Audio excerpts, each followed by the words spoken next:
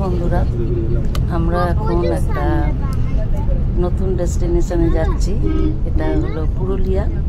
তো দেখা যাক সেখানে গিয়ে আমরা কীরকম পরিবেশ পাই। এখানে এমনি পরিবেশটা খুবই সুন্দর, খুবই ভালো লাগছে দেখতে। আমরা প্রয়াগ থেকে ফেরার পথে বেনারস হয়ে আমরা গড় পঞ্চকোটে বেড়াতে এসেছি। এটা হঠাৎই প্ল্যান। তো এখানে এসে আমাদের খাবার ব্যবস্থা হচ্ছে। এই যে কুমড়ো ফুলের বড়া, চপ, পান্তা আছে।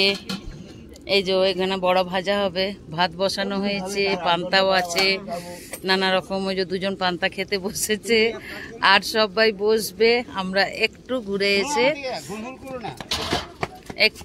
এসে আমরা দেখো এই যে পাহাড়ের মাঝে এই যে মন্দিরটা ওদিকে আছে, আমি দেখাচ্ছি।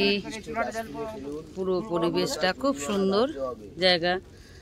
আমাদের দোকানের মাসি চপ খাচ্ছে, ওই যে ওই একটা মাসি।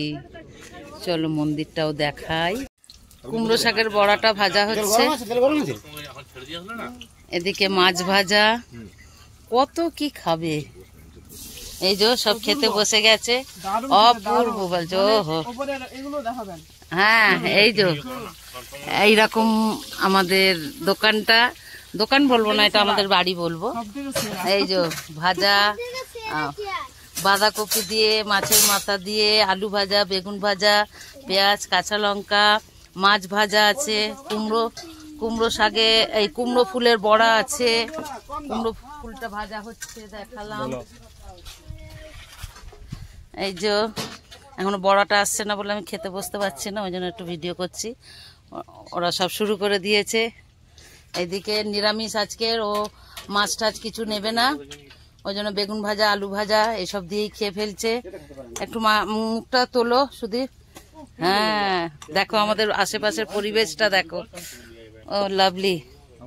ওইটা কি শাক ভাজা দেখুন, খাই একটু।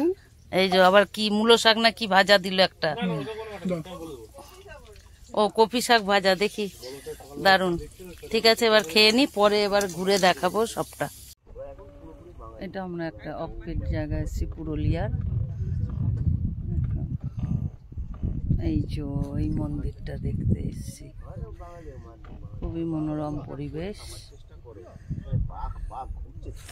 এই যে আমাদের টিম মেম্বাররা সব রয়েছে।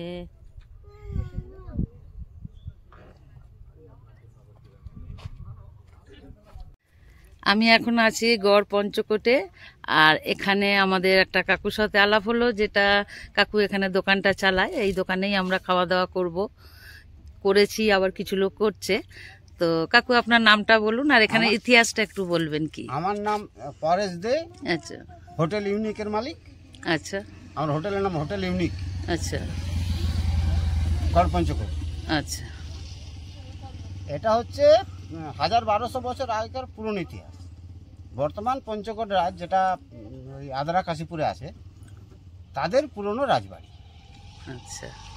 শোনা যায়, যেটা কথিত আর কি, বর্গী আক্রমণের ফলে এই রাজা যখন পরাজিত হয় আর যখন হারিয়ে যায়, তখন পালায় এখান থেকে।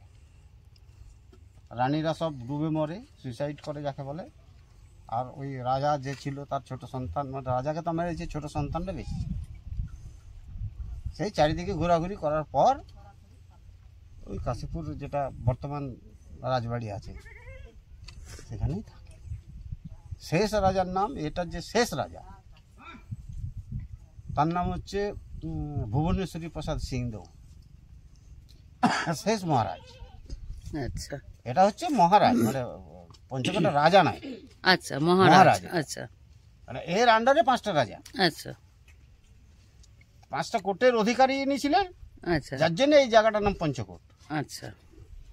তো একটু স্টপ করুন, আমি একটু ঘুরিয়ে দেখিয়ে দিই। এই যে পঞ্চকোটটা, এই জায়গাটা, এই যে পাহাড়ের মধ্যখানে এই যে দূরে একটা দেখা যাচ্ছে। এইগুলো ভীষণই মনোরম জায়গা এবং ভীষণ স্বাস্থ্যকর জায়গা। তো আমরা ফার্স্ট টাইম এলাম, হঠাৎই প্ল্যানটা হলো। আমরা প্রয়াগ থেকে ফিরছিলাম, তো আমাদের হাতে একটু সময় ছিল, সেই জন্য আমরা ভাবলাম যে চলো 2-1 ঘন্টার জন্য কোথাও একটু যাবার পথ থেকে যাই, তো তাই এলাম। তো এসে ভীষণই ভালো লাগলো। এই যে দোকান, আমরা ভীষণ মজা করে, কিছু লোককে খাওয়া হয়ে গেল, কিছু লোক এখনো আমাদের খাচ্ছে। ওই যে মানে ওখান থেকে আসা যাওয়ার পথ ছিল নৌকা পথ, জলপথ এখনো বলছেন এখানের ইতিহাসটা। আর উপরে ওই যে এই যে এগুলো দেখছেন পরীক্ষার যে আড়িগুলো, এগুলো তো সৈন্য সামন্ত থাকতো, এত নিরাপদ ছিল যায়। রাজপ্রাসাদ ছিল না? এই তো রাজবাড়ি, এই রাজবাড়ি আপনারা দেখুন মানে প্রায় 18 বিঘা। 18 বিঘা রাজবাড়ি, কিন্তু এখন ভগ্ন স্তূপ হয়ে গেছে, কোনটাই আছে মানে সমস্ত কিছু ভগ্ন। ওই যে দূরে দেখা যাচ্ছে ধ্বংসাবশেষ আছে, মানে যেটা ধ্বংসাবশেষের শেষেই। না, বলছি হেরে যাওয়ার পরে রাজবাড়িটাকেই ভেঙে দিল। তারপরে এখান থেকে চলে যাওয়ার পর তখন তো তো কোথায় ভেঙেছে, কিংবা আমি বলবো সবাই এই ভিডিওটা দেখো, দেখে ভালো লাগলে তোমরাও একদিন 2 দিনের জন্য এসে ঘুরে যেও। ভীষণ স্বাস্থ্যকর এবং খুব ভালো জায়গা। এই আদার জয়চন্ডীর কাছে।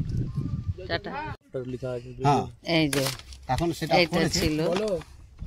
এটা আগে ছিল, আচ্ছা এখন সেটাও বানালো এইটা। আচ্ছা, এই রকম ছিল, কিন্তু এখন তো আরো ভগ্নাশেষ হয়ে গেছে, এখন বোঝা যাচ্ছে না। আর পুরনো ছবি, তারপরে এটা রিপেয়ারিং করার পর এটা। ও আচ্ছা, এটা ছিল পুরনোটা। এই যে পঞ্চকোট, হ্যাঁ। আর ওটা পরে হলো। এই যে এটা নতুন রিপেয়ারিং করে হ্যাঁ, এটা হয়েছে, আগে ছিল এটা, পঞ্চরত্ন। হ্যাঁ সেটারই এখন নতুনটাকে রিপেয়ারিং করে এগুলো এইটা যে করেছে। পরে যেটা করলো গত বছর